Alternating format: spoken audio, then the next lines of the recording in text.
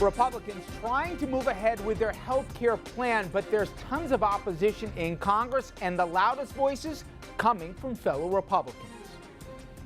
Then our legal panel is here to look at President Trump's allegation that President Obama had him wiretapped. Lawmakers again on both sides of the aisle are asking the president for proof. And now Congress, they've scheduled its first hearings on the subject. Also, it turns out the Trump University case is not over. One person who claimed that she was defrauded doesn't want to accept the settlement. That could open the whole thing up again and open the president up to all sorts of entanglements. Good evening, everybody, and welcome to RFL. I'm Richard French. Thank you so much for joining us this Wednesday night. Well, it has been another exhausting day on the Trump watch, with new developments on the president's plans for the Mexican wall, his Twitter obsession with Barack Obama, and of course, the latest on the Republican Trumpcare proposal, which more and more look like it is dead on arrival. And for the very latest, we're going to bring in our senior political correspondent, Andrew Whitman. Well, Rich, the White House and House Republican leadership doing all they can to project confidence in their Obamacare repeal and replan plays. But in private, the president warned congressional Republicans yesterday of a pending bloodbath in the 2018 midterms if, as he put it, repeal and replace fails. In related news, several Senate Republicans warned the president yesterday that repeal and replace is in grave danger of failing. If it's Obamacare light, Obamacare in a different form. This is instead a step in the wrong direction. And as much as anything, it's a missed opportunity. So is this bill in its current form a complete non-starter for you? I think it's dead on arrival. I don't think conservatives will vote for it. We do agree on repeal. We just don't quite agree on replacement, and I just don't think it's going to happen.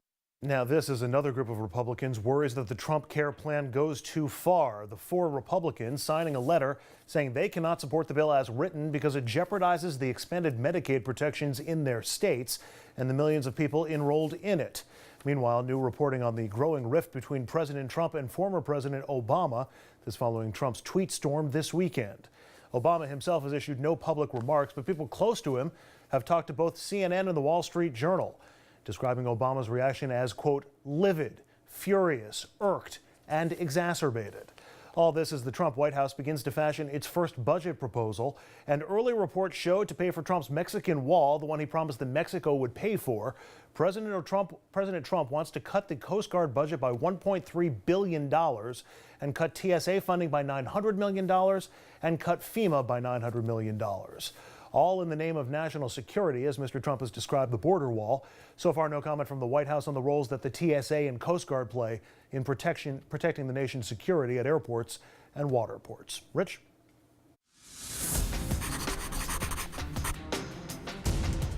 You know, like many of you, I'm a parent, and like many of you, I've had to tell my kids a time or two that when they went too far with the lip, that words matter.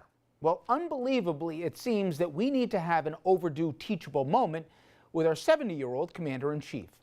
Stunningly, the misstatements and outright lies in only 47 days in the job, they've careened from the childish rants about inauguration crowd sizes to questioning the very validity of our democracy with those unfounded claims of up to 5 million votes illegally cast.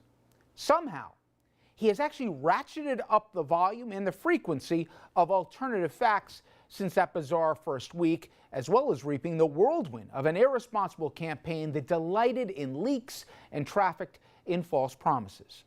Now, remember during the campaign when Donald Trump delighted in WikiLeaks, the hacking of both the DNC and John Podesta's emails? This just came out.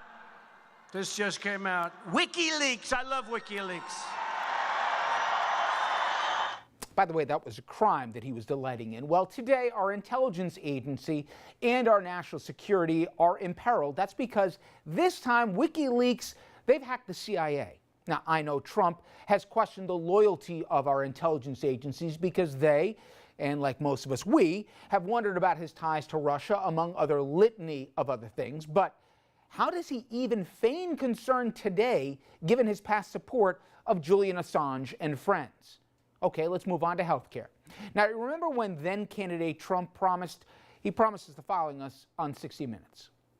Everybody's got to be covered. This is an un-Republican thing for me to say, because a lot of times they say, no, the lower 25%, they can't afford private. But universal health care. I am going to take care of everybody. I don't care if it costs me votes or not. Everybody's going to be taken care of much better than they're taken care of now. The uninsured person is going to be taken care of. They're going to be taken care of.